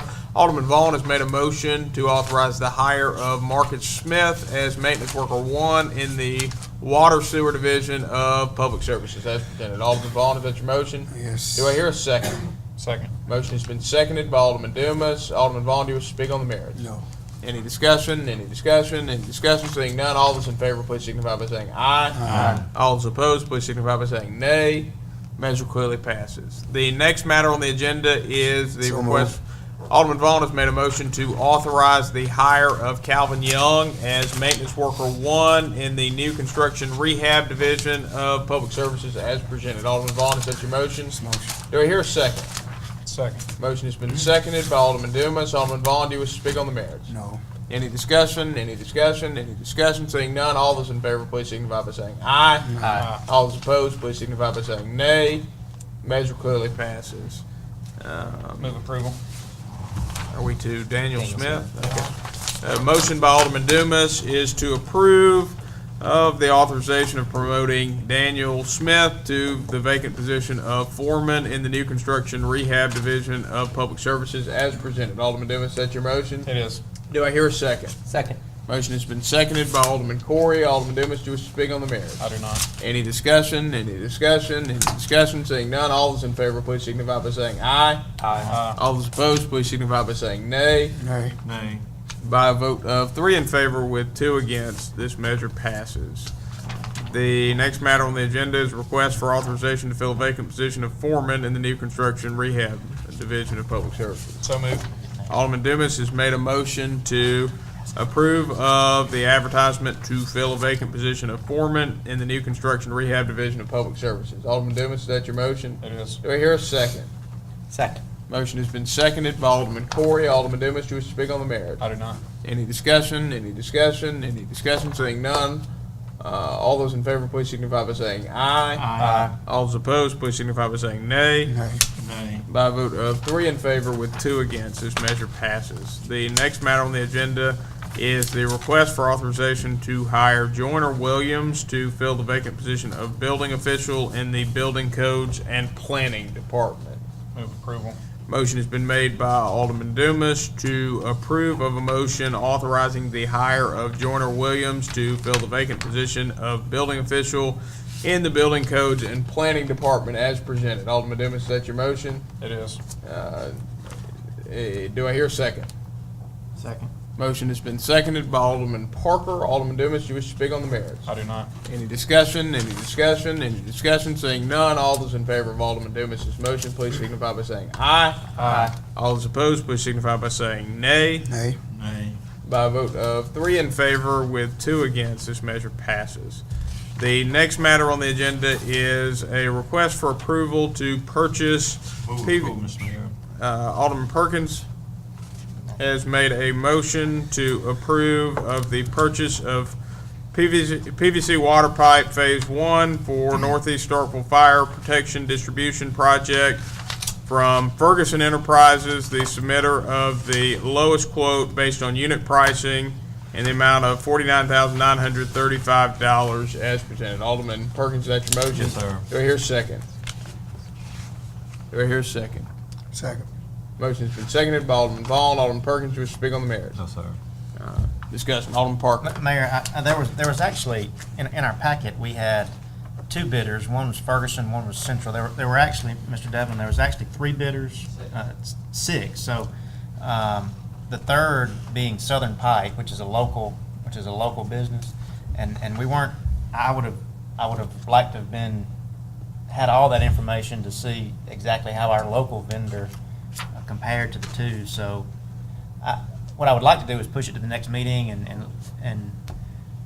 They won't hold these prices. Well, I mean, we should have had I think it's very important for our local vendors to have a fair shot when they're a 0.5% higher on a $50,000 bid. I put their thing on your table. I understand, but if I pass this out, I'll be glad to Would you pass like this to out. make a motion to amend Alderman Perkins' motion? Well, What's their, so Ferguson is 49,935.60. What's Southern Pike? Well,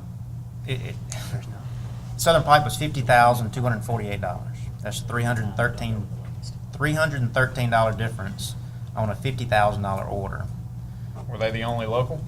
They were the only local. I guess. I didn't see the other, I didn't see 4, 5, 6, 4, 5, 6. Southern Pipe is a national, I mean, they're a statewide, but we do have a local. We do have a local office we can deal with and communicate with, and it will go through their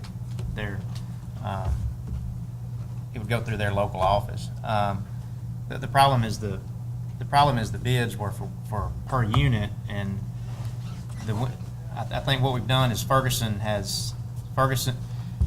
we can't go over $50,000 unless it's a public sealed bid, correct? And that's more expensive because of the advertisement, so this is a quoted bid.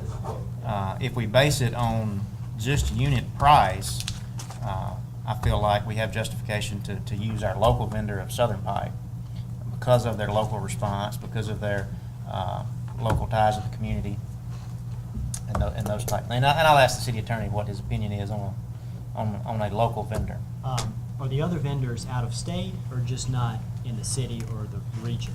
Well, the quotes indicate that they're in-state. Okay. There's no provision under the law to favor a local vendor over other in-state vendors simply because that vendor's local. There's plenty of examples under the law where a city wants to deal with a particular vendor based on the response time of that vendor, the quality of the product, the fact that the vendor fixed the product with and locality factors into those kind of things. If it's the board's desire to go not with the lowest bid, but to go with what they deem to be the best bid, the procedure is to spell out the price for the lowest bid, spell out the price for what you deem to be the best bid, state that difference on the record, and then make a finding of fact as to why you want to go with the other bid. And that comports with the statute. Well, then I would have to defer to Mr. Devlin on his experience with Southern Pipe or other local. I would have to defer to your opinion on. We've never bought this quantity of pipe from them because they've always been too high. Right, and now they're actually not. Well, they're not the lowest. They're not the lowest. They are 1/2 of 1%. Oh, no, I'm not. I just think it's very important to being give our honest with local. I mean, that's a very big pipe order, and I think it's very important to give our local people But no, more of a shot. I can't speak to whether they're the best bidder or not. 'Cause never And I can't make a knowledgeable. I can't make a decision because it's not my department, so I can't speak for Mr. Devlin. If Mr. Devlin doesn't have a need to buy from Southern Pipe or any experience with them, then I'm not gonna say anything else. I yield the floor. I've got one question about the state bid law. If this is, if we deem this as the best based on the fact that of response time and it's over $50,000, Chris, what are we running afoul of state bid law with it over the $50,000 threshold? You would need to comport with that threshold if that's going to be the case. That's correct. Okay. So we'd have to resubmit anyway with the knowledge of it, knowing it's over 50, because they'd have to be sealed bids at that point and not quotes. That's right. It only got to be over 50 because the quantities were changed after the bid. Well, the board wants to go with Southern Pipe. But I'm not comfortable. But I'm not comfortable going with not the lowest bidder unless there is legitimate reason. I just don't have the experience. Sir? So, We always have gone with the lowest bidder. well, not always, but most of the time, yes, you are right. Yeah. You ever bought any pipe from Southern Pipe? Just running over there and picking up one joint or two. Not anything like this package. So he can't speak to the experience, so it defeats my whole premise. So I yield. We can vote. Further discussion. I think we best stick with what we've been keeping them farms for right now till we find more out. Any further discussion? Any further discussion? Any further discussion? Any further discussion? Seeing none, all those in favor of Alderman Perkins' motion, please signify by saying aye. Aye. All those opposed, please signify by saying nay. Nay.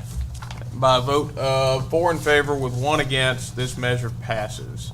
The next matter on the agenda is a request for approval to issue a notice to proceed. Did I hear a motion? Motion has been made by Alderman Vaughn to approve of the issuance of a notice to proceed to Stidham Construction, the lowest source of supply bidder for construction services for Phase 1 of the Northeast Starkville Fire Protection Distribution Project in the amount of $38,060 as presented. Alderman Vaughn, is that your motion? Second. Seconded by Alderman Perkins. Alderman Vaughn, do you wish to speak on the merits? No. Any discussion? Any discussion? Any discussion? Seeing none, all those in favor, please signify by saying aye. Aye. All those opposed, please signify by saying nay.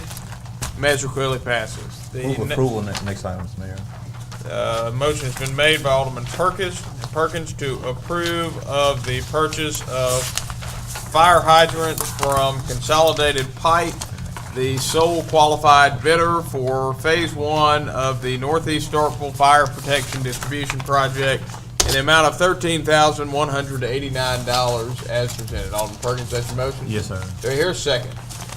Second. Motion has been seconded by Alderman Corey. Alderman Perkins, do you speak on the merits? No, sir. Any discussion? Any discussion? Any discussion? Seeing none, all those in favor, please signify by saying aye. Aye. All those opposed, please signify by saying nay.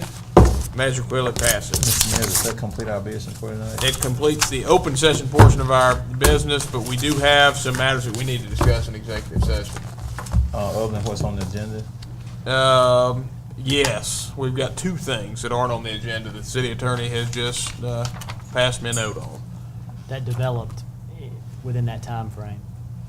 Okay, well, I guess it won't take us long, so let's go. It should be pretty short executive I'll talk session. about it in Okay, closed let's- session, and if okay, you we'll don't go think in it's closed worth. session. Yeah. We'll go in closed session. All right, do I hear a motion So from moved. Alderman Perkins So to moved. go into closed session to determine whether there is a need for an executive session? Alderman Perkins, that's your motion? Yes, sir. Do I hear a second? Second. Motion has been seconded by Alderman Corey. Alderman Perkins, do you wish to speak on the merits? No, sir. Any discussion? Any discussion? Any discussion? Seeing none, all those in favor, please signify by saying aye. Aye. All those opposed, please signify by saying nay. Measure clearly passes.